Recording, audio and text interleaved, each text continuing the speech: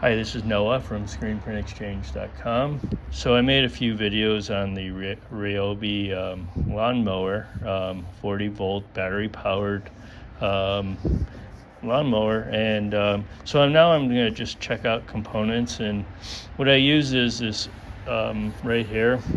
I bought that base for my Makita battery, and I do a lot of testing on motors, especially DC motors, to see if they work, so I can figure out if it's a circuit board or it's the motor that's bad.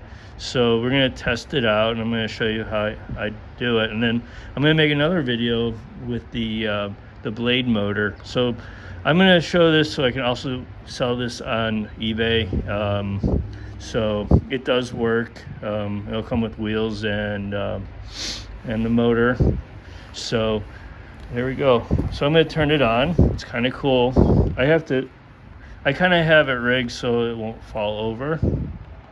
So you can see it's moving. So this is nice because it has a fuse and it has a on-off button. It's very important to have an on-off button because, you know, it's just easier to set up and all that.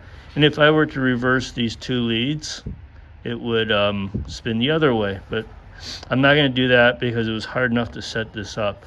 So this will be on eBay soon, and same thing, check out my other video for the blade motor. The blade motor will include the blade and, you know, all the attachments for it.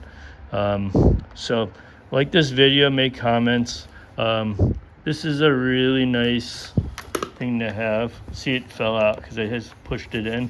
And you can get this for DeWalt or that's in Milwaukee, Makita. They make a lot of these. I think I got this on eBay, and you can even mount it to something. It's basically just two spades to the battery. You always want it on the hot lead, the fuse, and you can change the fuse if you blow it, and you simply plug it in.